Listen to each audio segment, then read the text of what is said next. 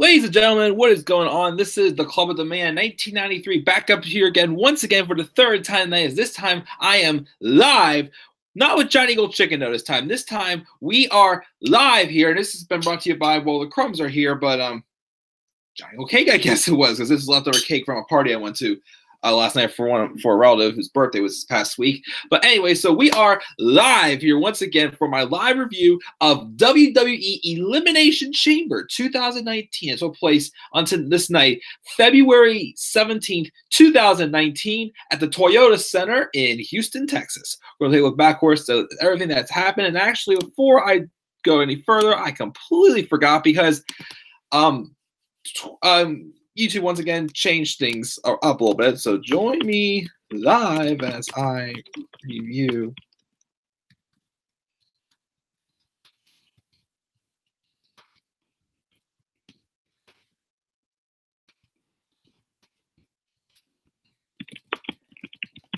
There we go. Because again, Twitter does not. I mean, YouTube's not letting you automatically, post, your links to your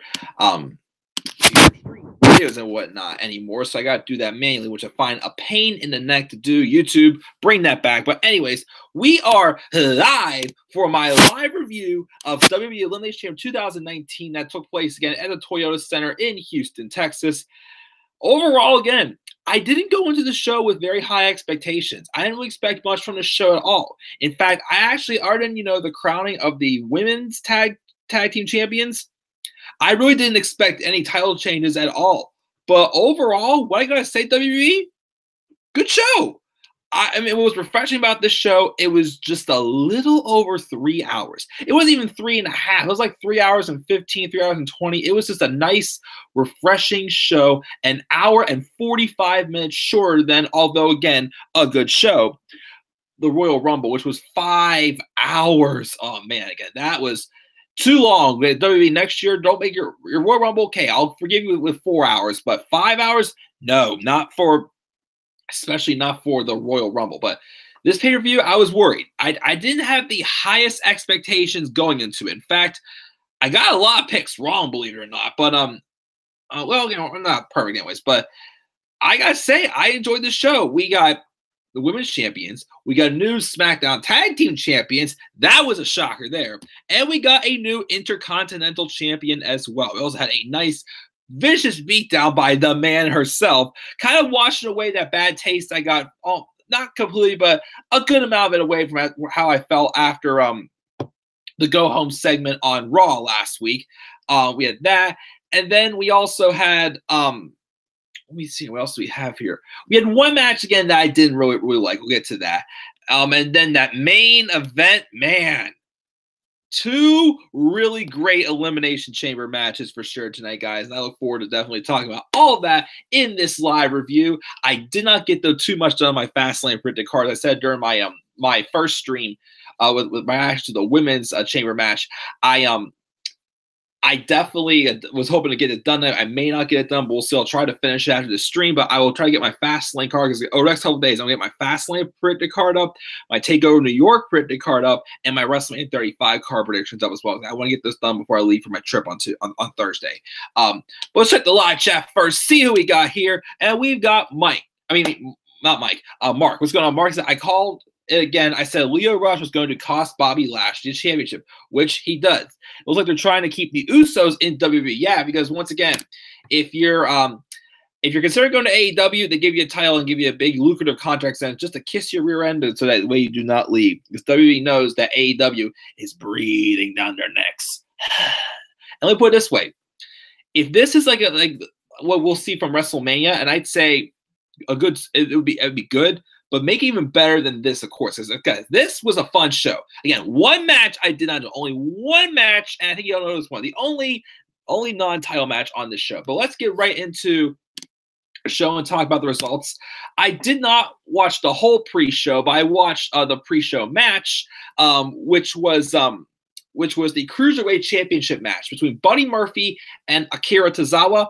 And all I got to say, I thought it was a very good hot opening match. Definitely there was, Akira Tozawa definitely was, being pushed as like an underdog here who definitely showed a lot of life in this match for sure, and a couple pretty good near falls, but just another match showing you that, you know, one, you should check out 205 Live when you get the chance, of course, but obviously, you know, it's tough these days because, you know, of how much content there is between Raw, SmackDown, 205 Live, NXT UK, and NXT. Pay-per-views, you know, there's so much to watch anymore. Of course, AEW is on its way as well. So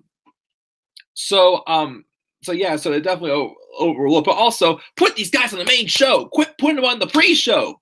Please quit putting them on the pre-show. They deserve a shot on the main show for sure. They do. But very good opening match. Buddy Murphy though retains as we all expected.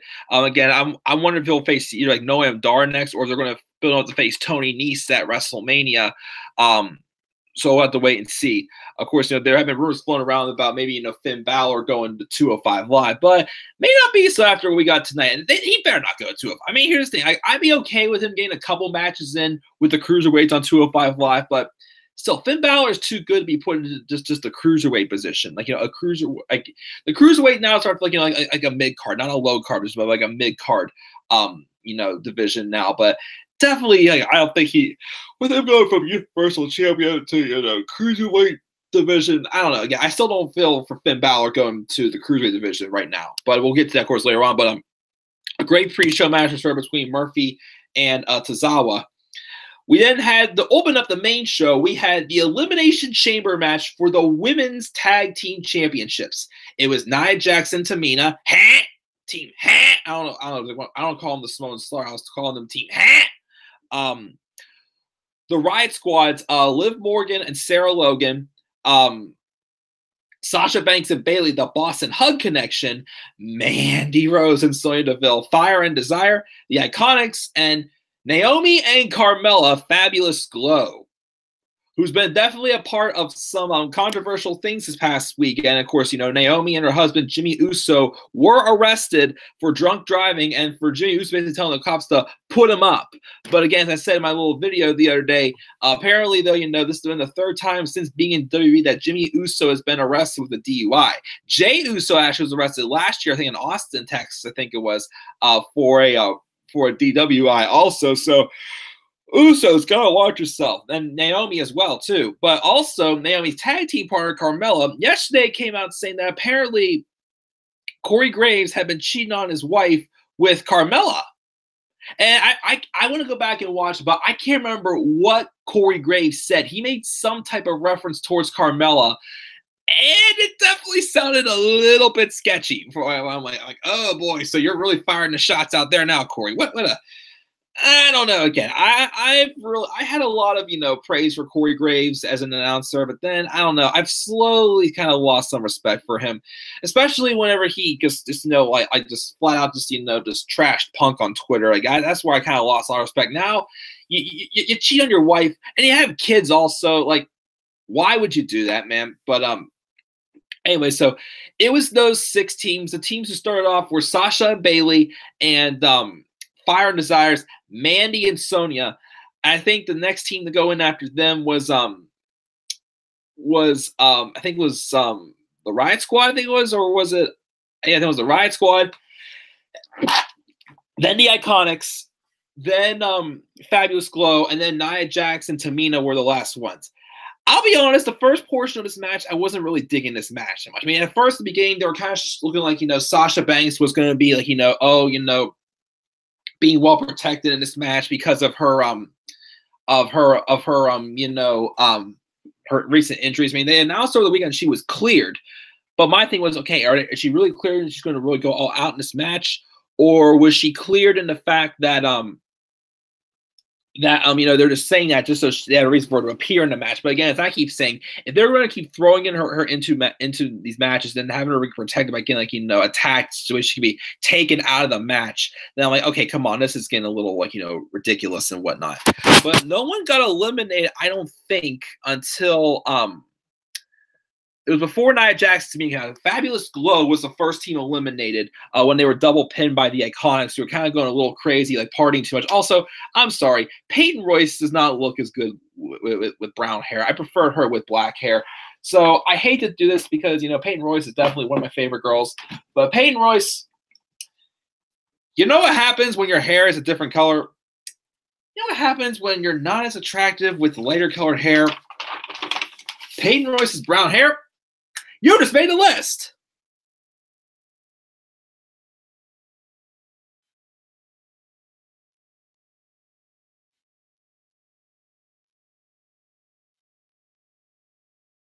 I think I also put Corey Graves on his list already. Yeah, I think I already did. Ages ago. So yeah, I don't need to put him on there again. But yeah, so they were eliminated. They were all throwing like a little party. But then you know, before this is when Nia Jax and Tamina came out, and they all turned and targeted them. Now, before this match, my biggest problem was having this match is it didn't feel like an elimination chamber match. They weren't really using the cage. Yeah, they like hit each other into the cage like once or twice, but the steel was being used. The first time, okay, this is kind of like I was explaining like why they shouldn't have this match be inside elimination chamber. Funny part enough, despite the fact that it was Nia Jax and Tamina, well, both of them came out. That's actually when I felt like the cage started to be used a little bit more well, because that's my thing. If you're not going to use the steel at all, then why have it inside the chamber? Yes, I get it, it's like, like multiple opportunities, but, again, like we're just having it just to have it at this point.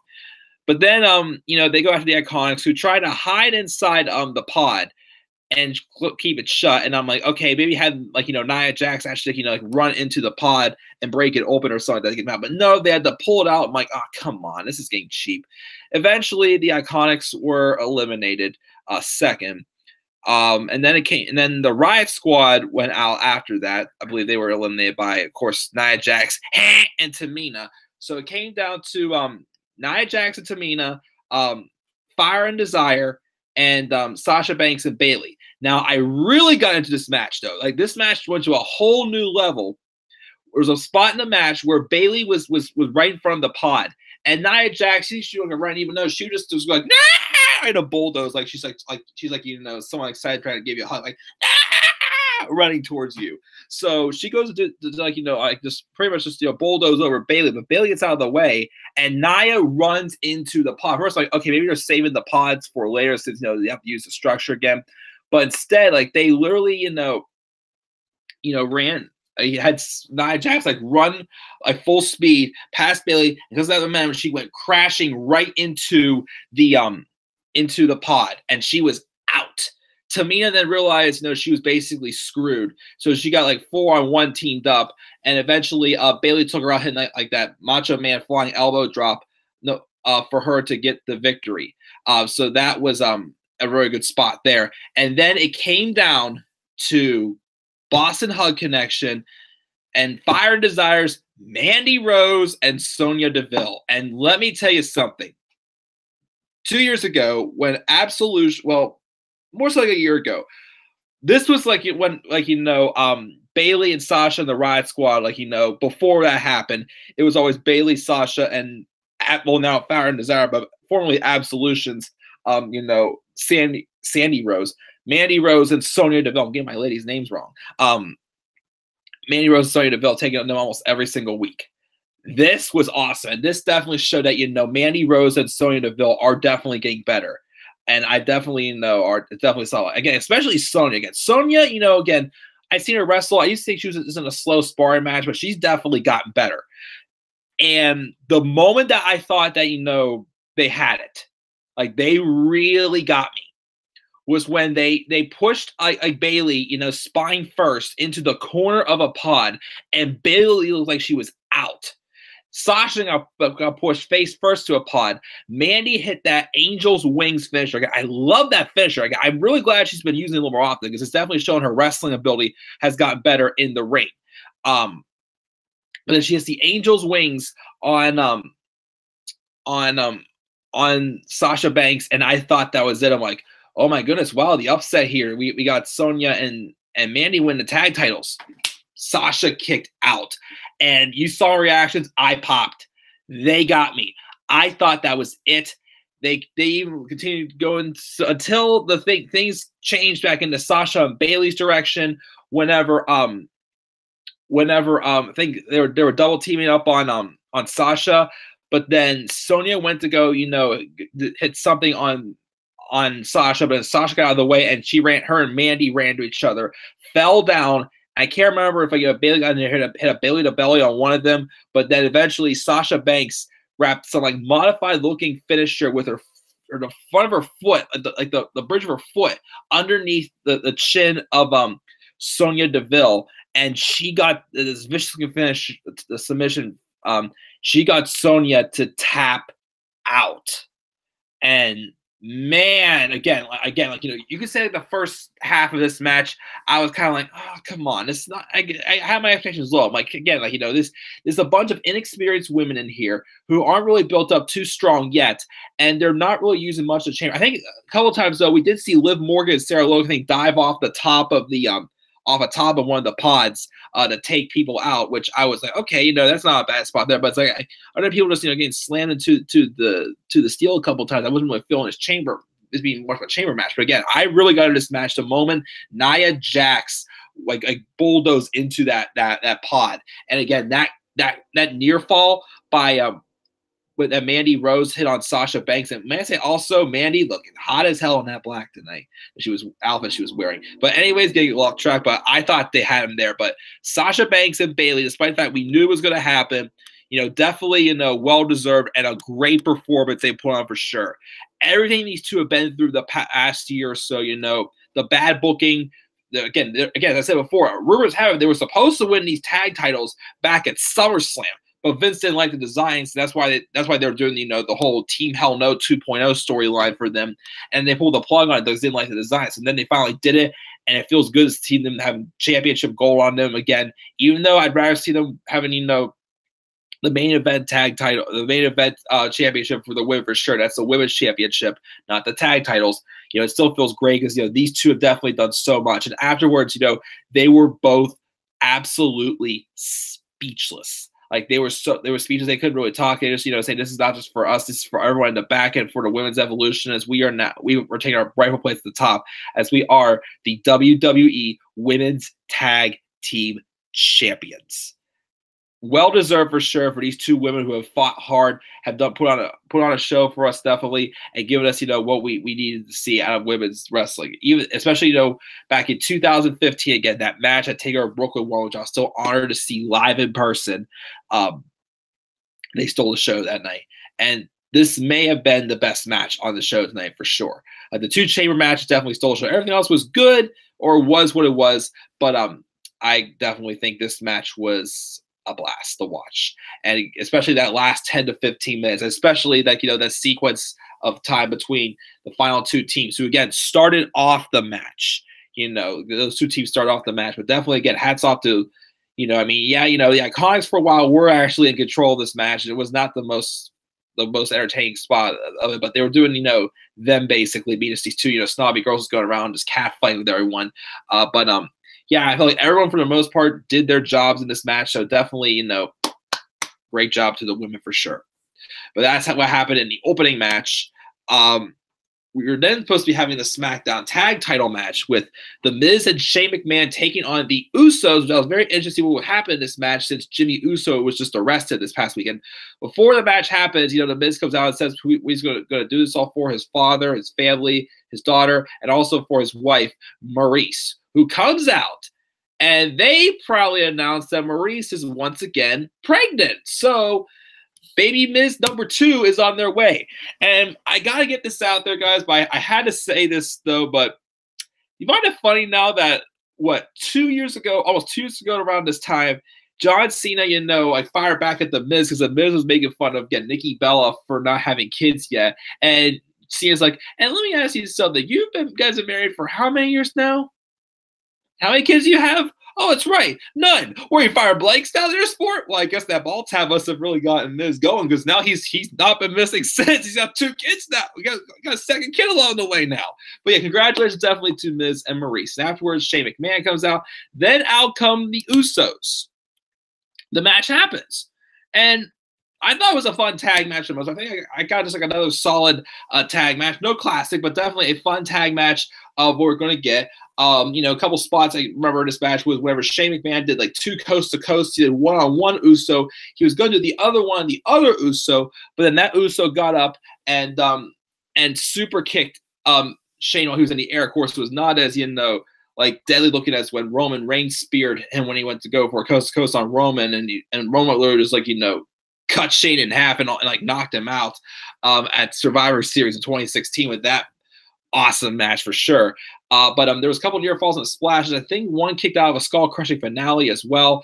Shane also did his flying elbow drop onto one of the Usos on top of the table outside the ring. No, actually, here's what happened. The ending came. I was very shocked. The ending came. Miz hit a skull crushing finale on one of the Usos. But then the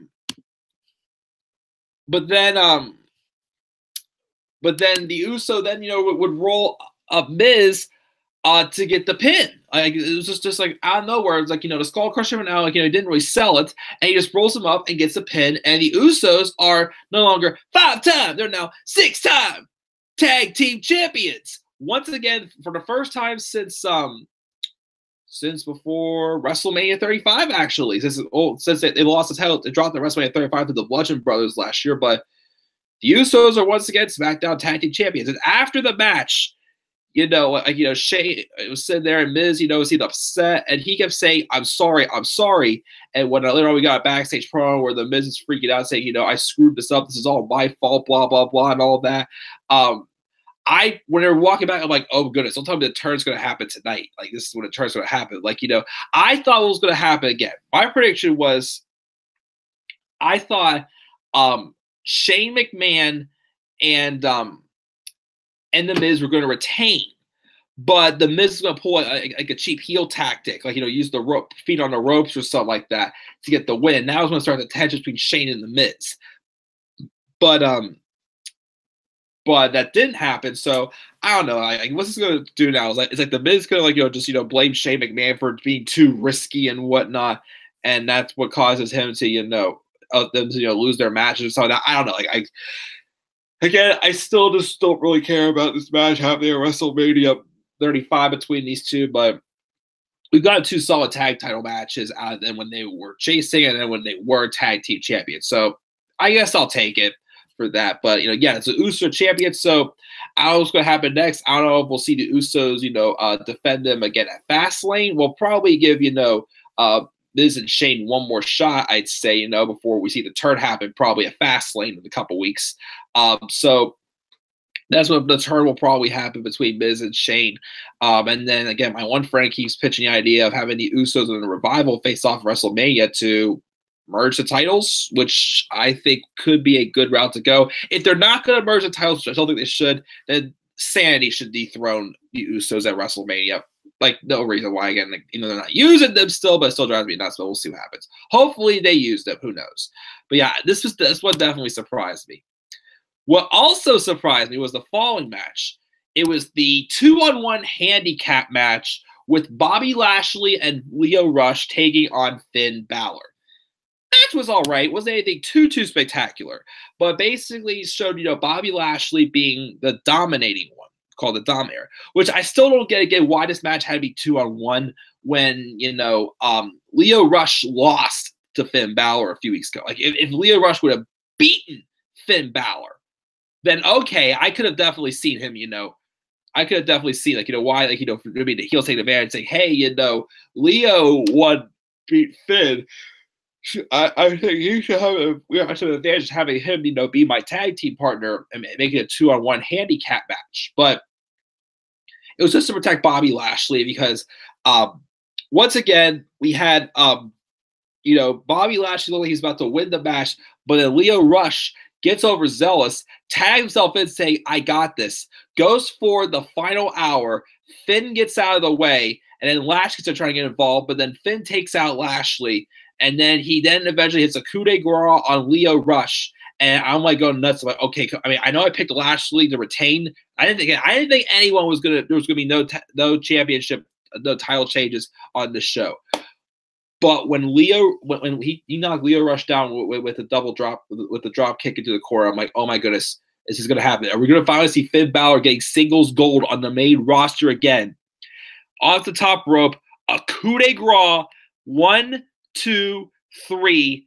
Finn Balor is your new Intercontinental Champion. And you know what? I was happy. this is the first, Finn's worked so hard. Like he put on excellent performances. We all know he was an icon in NXT. Just come to the main roster, become Universal Champion, and had to lose it.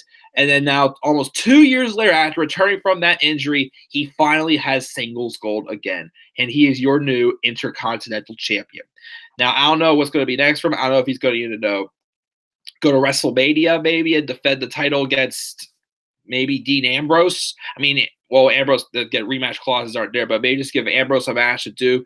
They want to keep him heel, go down, not have him face Nia Jax. But have Dean Ambrose and Finn Balor have a feud for WrestleMania for the IC title, which I think could be a pretty good match for sure.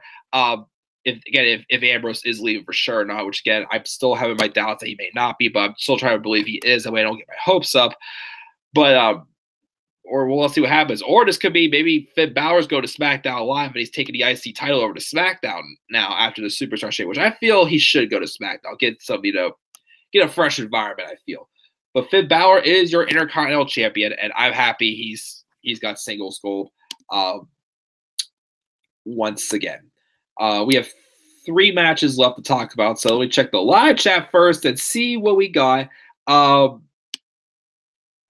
Let me see here. We all knew Sasha Banks was going to win. We all knew Baron was going to have help because he can't do nothing on his own. Oh, that's for a fact. We're going to get that shortly, Mark. So Dakota, the best match was the main event because of Bryan and Kofi. I heard this was setting up a WrestleMania match. WrestleMania match between Bryan and Kofi. Maybe. I mean, if the WWE was that impressed, maybe they will give Kofi that WrestleMania moment. Who knows? Well, again, I've had to reshuffle up my Fastlane card predictions. We'll see what goes down. But they did Bryan and Kofi at WrestleMania, and Kofi dethroned Bryan. Cool with me. Like I'd be cool with that. It could set eventually for the New Day breakup at Big E and Kofi feud for the world title, which by all means go for it. I'd be interested in that for sure. Who do you think Sasha Banks will defend the titles against first? Well, on their brand. Not Nia and Tamina, no. Maybe Alexa and Mickey, maybe I'll say on their brand. Or of course, who knows? They'll probably have another squash match against the Riot Squad. But WrestleMania 35, definitely want to see them defend against Trish and Lita. Like that would be a nice treat, I feel, for them for sure. Against Trish and Lita for sure. Let me see here. I want to see Kofi win too. Do you think Becky is trolling us with her leg injury? I don't know. Like, I would say she is now, because my thing is, what's the point of her trolling with that leg injury if the leg injury is not the factor anymore? It's your suspension now that's a factor. So I'd say no. I don't think it's trolling us. It's not going to do anything for her now. Yeah, Corey does suck for what he did. Elise Squad up. The man was awesome. If Kofi won, I would have been so happy. Oh, me too. Bobby Lashley really has no personality. He does not, honestly. Like that's why, well, after the match, of course, also we had Bobby Lashley blame Leo Rush for the loss and beat him down. So I don't know if it's the end of it, which I kind of hope not, because Bobby Lashley does need a hype man. Because when they let him talk on Raw last week or week before, again, it showed again like Bobby Lashley is just terrible on the microphone. Remember last year when we got Sammy, it's good to see you again, buddy. Yeah, I want to hear that again. No, sorry, Bobby, you've gotten better in the ring for sure. You're definitely not in there, showing off your muscles like you were before. But you've gotten better in the ring. But the microphone skills, yeah, definitely don't talk it. Of course, that was not the last we saw of him. Leo Rush is cool and kind of annoying. Again. He's annoying on a microphone, but again, I do think his in-ring ability is freaking awesome. Again, he's a future cruiserweight champion for sure. Bobby is going to try and weasel his way into a rematch since he wasn't the one that was pinned, which will probably try to happen. But again, he's got to earn it again. Of course, WWE's breaking a consistent way as well. Kofi was definitely awesome. Oh yeah, Sam Roberts on the pre-show. This guy just sounded like again. When I was putting on portions of the pre-show, maybe just to watch a Cruiserweight Championship match again, he was so annoying. And he sounded like so stupid, like he didn't know what the hell he's talking about. So Sam Roberts, you just made the list. Bearing Finn Balor basically saying how, he's not good with the demon and whatnot. Like, that's just complete bullshit. The way how he was saying it. So Sam Roberts, you made the list for sure. Yeah, I forgot about that one. Thank you for pointing that out, Mark. I didn't like that. Mark my words here, guys. Sorry, Mark. Gotta use your name for a lot of puns. But let's continue on the last 3 matches. First, we had this Raw Women's Championship match. It was Ronda Rousey taking on Ruby Riott. First, Charlotte came out and just trashed on Becky again. Then we had Ruby come out, and then Ronda Rousey came out in like different attire and whatnot. But the match barely ended. It was just a quick little squash match, which I didn't really like having to do that to Ruby, because Ruby definitely has the ability to definitely has some good potential. But I didn't like how they tried to squash Ruby. But it was what it was. Afterwards, Charlotte got in the ring, and her and Ronda stared each other down before out of the crowd came Becky Lynch. And apparently last night, Becky Lynch showed up at a live event, on a SmackDown live event. I think Asuka and Charlotte were taking on each other, and Becky came in and started brawling with Charlotte. But then Charlotte re-aggravated Becky's bad knee, and Becky actually left on crutches. Becky came down to the ring on crutches and started beating the living piss out of Charlotte with one of her crutches. And then Ronda just sat there and just watched it all happen. I gotta admit, though, Charlotte coming out in that black attire the past couple weeks really showed that she's a lot better looking than I thought she was. So Charlotte, on my, on that scale for me, I mean, I know, she's getting a lot of heat for, where she's at. But again, it's great heat for sure. I'm like how her character is just rolling with the reactions. It feels a lot more organic, which again, I love. But again, her new appearances since they'll go to the dark side again, it's really gotten up for me, I gotta say. But Becky just destroyed her with the crutch. And then she basically handed it off to Ronda, telling Ronda, hey, you want to take a crack at it? Go ahead. You got to get the revenge on her for what she did in Survivor Series. But it was all a setup, as Becky, again, on one good leg, just went crazy, taking out Ronda and Charlotte. Well, more so Ronda in the second half with the crutch before officials came out. Now, here's the thing. Last week, I kept saying the reason why I didn't like that ending segment was because I felt that it took away from Becky's, badass persona. But this revived it. Although, I'll be honest, give a little nitpick, I would have liked to see her try to take out some of the officials.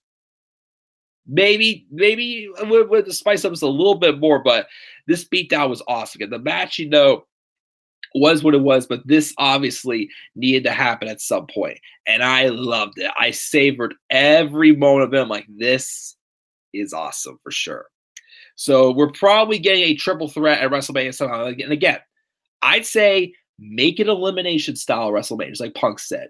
Have Charlotte be the first one eliminated, and then have it be Ronda and Becky for like 10 to 15 minutes, because that's what people want to see. Now, I haven't posted my Fastlane card yet. I'm still working on it, but I still think at Fastlane it should be Becky versus Nia, because Nia was the one who caused the knee injury. And if it's Becky and Charlotte, okay, but we've seen the match how many times? I mean, yes, they're good matches, but Becky's beaten Charlotte how many times? And I just want something a little fresh. So why don't we have this? Becky versus Nia, since Nia Jax was the one who injured Becky's knee at the Rumble. Have that happen. And have it be, if Becky wins, she gets added back into the Raw Women's Championship match, but Charlotte's still in. If Becky loses, though, she's fired. So career versus WrestleMania match at Fastlane. Maybe the main event, we'll see, but I'll decide when I do my card predictions for sure, which I'll try to finish tonight after this review. But that's where I think we're going with this storyline. So it made me feel a little bit better, because last week I came out concerned about the ending segment, but now I kind of felt a little more revived.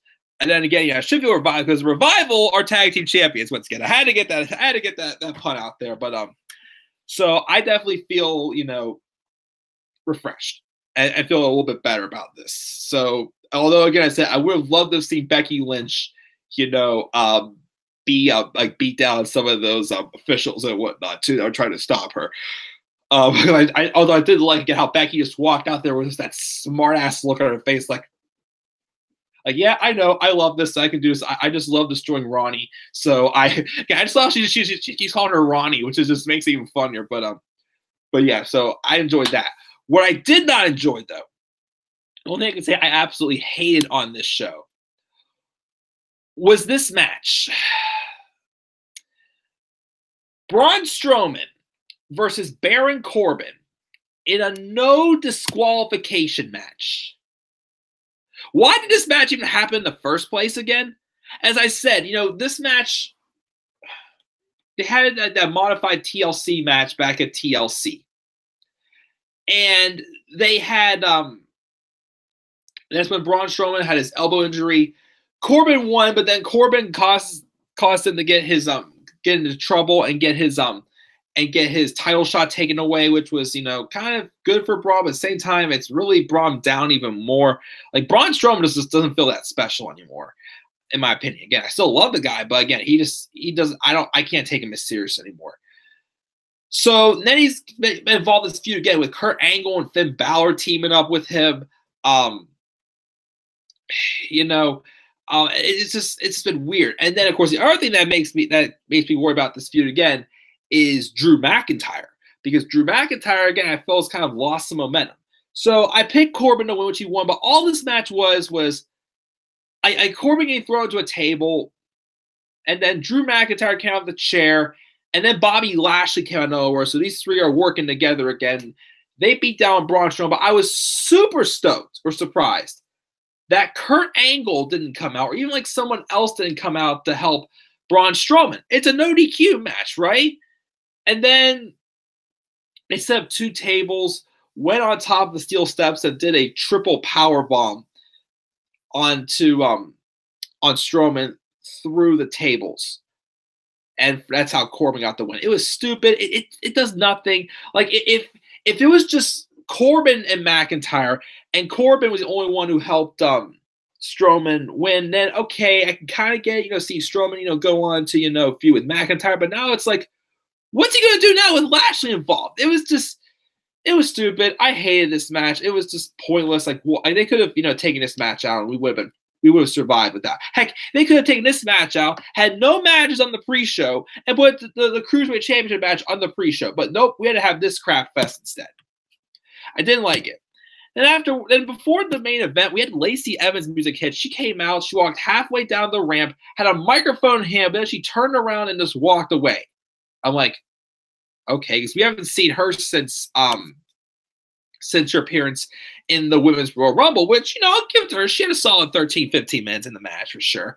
So I don't know what's going on with Lacey Evans. Again, I don't know which brand she's going to, Raw or SmackDown, although Nikki Cross has been having matches on Raw, but not SmackDown yet, since getting those call-ups, like, we don't know which brand we're going to put them on, which I still find stupid. But, so yeah, I'm having a bad feeling we're going to put Lacey Evans on SmackDown now, apparently. I guess I don't want to put Nikki Cross on Raw, on SmackDown with the rest of her sanity buddies, but oh well.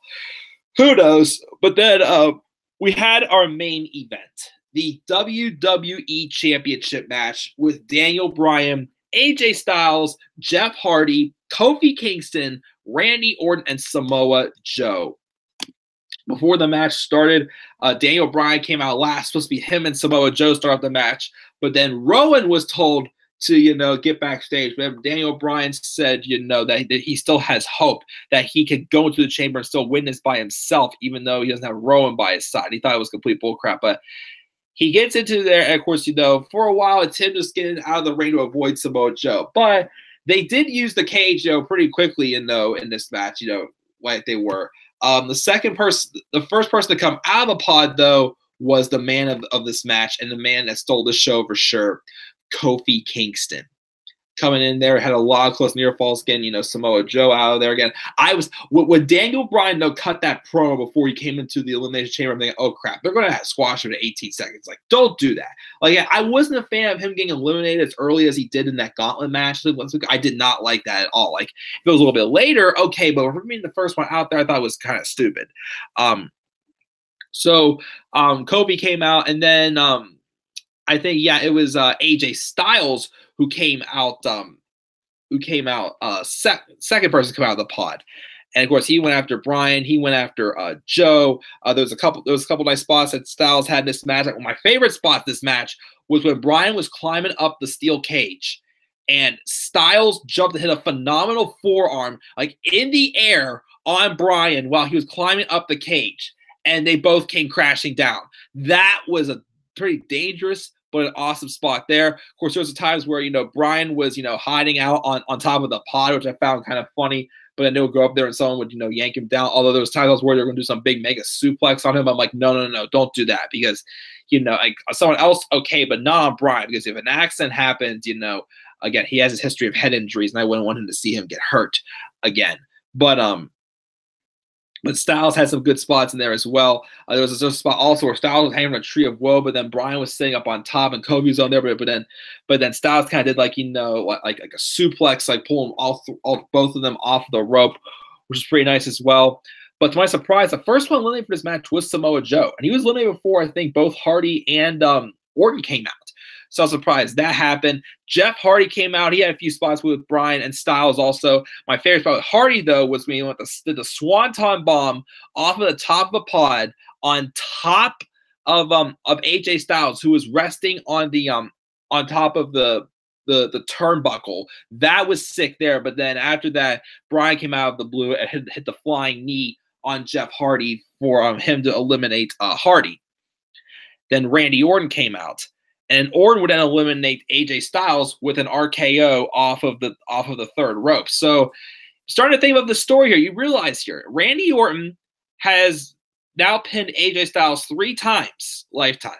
He pinned him at in the match they had in 2017, where the winner would face Bray Wyatt for the championship at WrestleMania. He pinned him there. He also pinned him again last week in the Gauntlet match, the RKO out of nowhere. Now, this week he pins him again. So far, Randy Orton's got AJ Styles' number. So it's definitely, setting things up, which I'm hoping is going to be a Randy Orton AJ Styles. So good start, but definitely spice the story up just a little bit more than the fact that Randy Orton's had, AJ Styles' number. Spice it up just a little bit more, but I think we will see the match at WrestleMania, which cool with me. So we had that happen. So it came down to Daniel Bryan, Randy Orton, and Kofi Kingston. There was also a spot, I remember, also where Kofi Randy Orton was set up to hit an RKO on Kofi, but then Bryan came over trying to hit a flying knee on Orton, but he had a scoop slam. But then Kofi eliminated Randy Orton with the Trouble in Paradise. And I'm like, oh man, he just pinned Randy clean again. And it came down to Kofi and Daniel Bryan. These two went on again for another 15 minutes, I gotta say. Some great back and forth counters. Kofi getting all fired up again. Whether this was Kofi or this would have been Mustafa Ali for sure. Either way, it would have worked out. Mustafa Ali being that upstart showing, he has a lot of heart, to Kofi Kingston saying, 11 years I've waited. 11 years. I'm not letting this opportunity slip by again. He wants to fight. And he showed so much heart in this match. There was a spot also where he was outside of the ring. They were right by the steel. And he slammed Daniel Bryan like 9 times into the steel.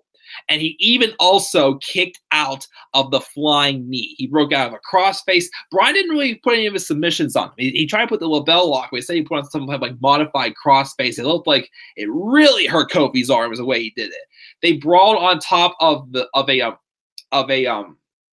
a pod again, also, which I looked at that's like they was going to do like a suplex from the top of the pod, which I'm like, oh goodness, because if they mess this up and Bryan lands on that turnbuckle, he's going to get severely hurt. And they actually, slam each other into the plexiglass on top of the pod, which I'm like, oh goodness, don't tell me that's going to break. They're going to fall out of the chamber or whatnot. But instead, somehow Bryan ended up on a turnbuckle, and Kofi, knocked Bryan off the top of the turnbuckle, which was like, okay, that's a safer landing. And then Kofi, though, tried to do a big splash on Bryan from the top of the pod. He missed, though, and that set for Bryan to hit his second flying knee on Kofi, and that's where Bryan retained his WWE Eco-Friendly Championship. And, I felt that was where going to go. Bryan's probably going to carry that title till Mania, I feel. Again, he probably could drop it to Bray Wyatt or Kofi Kingston. Because, man, was this an awesome show from Kofi Kingston. After Bryan left, of course, he left with when Rowan came out. Him and Rowan left together. Kofi got a standing ovation. The rest of his New Day buddies, Big E and Xavier Woods, came out and definitely, like lifting them up, and just put him over big time again. 1 week ago, you could not tell me that Kofi Kingston was going to be the one to steal the show inside the Elimination Chamber. I mean, this probably was supposed to be Mustafa Ali, but again, Mustafa Ali's going through some injuries right now. But man, like this really wanted me. Like I've seen Kofi Kingston at some highs, at some lows. This was Kofi Kingston showing me something I never thought he had. And I know Orton kind of buried him in 2009 in that match they had at TLC in 2009, but Kofi just showed tonight that he can still do it. Like he can be a world champion, an easy underdog world champion. Heck, too. Again, if Kofi would, win the world title at WrestleMania, and let's say Big E gets jealous and turns on Kofi and, wants to fight him for the championship, then go for it. Like, go for it again. I see a lot of single potential Big E. Kofi showed tonight he can be a main event star again. Like, WWE, you told that great story. You got the crowd to believe Kofi Kingston could have won the championship against a great performer like Daniel Bryan. Bryan retains, but it was still awesome. Awesome moment. Definitely, in my opinion, one of the highlights for the career for Kofi Kingston for sure. He came up short, but he almost had it. And we were all feeling him for it. I honest to God thought he had a chance to win this championship after he kicked out of that flying knee. I thought he had a good chance.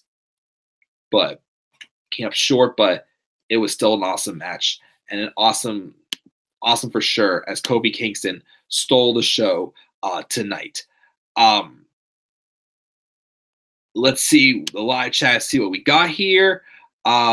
For what he's, I don't mind. That was a cool gear Ronda was wearing. Yeah, it was different. Not just that ugly, makeup around her eyes that she wears. Again, I can't stand that makeup she wears around her eyes sometimes, especially the one at SummerSlam. I'm like, I didn't like that. Mark's giving Elimination Chamber a B. Those three are nothing but Shield wannabes. Yeah, definitely. I mean, again, Drew McIntyre, needs to be on his own, not being with these two cronies. Corbin, I've gotten sick. I've been down about. Lashley, better in the ring, but still should not have been involved in that match. That was absolutely stupid. What's up, TikTok Pineapple? He said a few things triggered me tonight. Haha. Main event was rushed, I think, due to Strowman and Corbin. Maybe, who knows? But I mean, I was fine with it. I mean, especially the last, 10, 15 minutes was a nice sequence with Kofi and Bryan for sure, which was awesome, I felt. Jeff Hardy was gone too quick, and Joe. Yeah, kind of. I don't think Kofi, it was about Kofi moment. WWE will move on, I think. They may, but they could, give him another chance maybe down the line. Knew Kofi was not going to win. It was about Kofi moment. The Kofi moment not winning. For sure, yeah. But again, it still, made me believe Kofi could have won that match. Mark's checking out. Thank you for joining me, Mark. And anyone else joining me live. And that, guys, I think I'll check out also again. I'm going to try to finish my Fastlane card predictions tonight. Again, I'm going to try to get my Elimination Chamber Takeover New York card predictions done this week also, and my WrestleMania card predictions. Again, I'll review Raw, SmackDown, 205 Live, NXT UK all this week. Probably a few odds and ends also this week as well. But again, Thursday, I am leaving to go on vacation. I'll be gone for a week. I'll try to get my live reviews of Raw and SmackDown and whatnot while I'm gone. So I'll be gone from Thursday till the following Thursday. But because of me going out of town, I'm leaving Thursday, there will be no top 10 special this week, unfortunately, guys. No top 10 this week. We'll have one. I'll have one, though, the day I get back. So I'm getting back, like in the afternoon that Thursday. Although I may be tired because I got to get up really early in the morning to catch my flight home. But so yeah, just once again, just remember that, guys.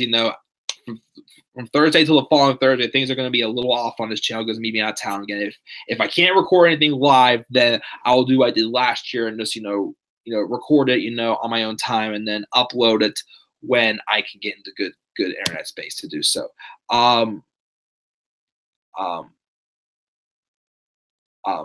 So yeah, so definitely Raw review tomorrow. Again, I'll get my Fastlane card predictions posted tonight, if not definitely tomorrow, and I'll do my Takeover New York predictions tomorrow as well. And I'll try to get WrestleMania predictions done before I leave on Thursday as well. So guys, thank you all for joining me live again. I'll actually also forgot to do this. Also, check the poll on Twitter. I would take for the follow on Twitter as well. TikTok. Forgot to check the poll on Twitter to see what grade people were giving Elimination Chamber. Let's see what we got here. Here we go. Yeah, 21 votes for what grade would you give Elimination Chamber. 29% said A, 52% said B, 14% said C, 5% said D or lower. Again, I was surprised we didn't have any. I'm surprised we didn't have any returns tonight. Although we did also have a segment, a Hank and promo segment on a pre-show. Kevin Owens sitting in a car. Again, give me mixed signals of where he's going, face or heel. But he was also ranting on, about his kids liking pineapple pizza, whatnot. But so I'm still thinking Kevin Owens may come back as a face, but he's gonna be back in about a month, as he keeps saying. Maybe we're trying to fast lane, who knows? Excuse me again.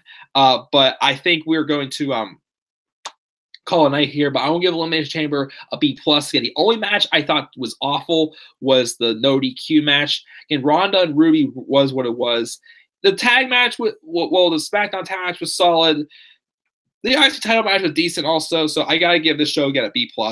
Fun show, and definitely, a night to remember for Kofi Kingston for sure. Guys, though, what grade would you give Elimination Chamber? Your thoughts down in the comment section below. And be sure as always to click my like and subscribe or content to my channel. Follow me on Twitter at DemandAir93. And guys, that I'm checking out. I'll see you guys tomorrow night for my live review of Monday Night Raw. So until then, guys, have a great rest of your night. And peace out, everybody.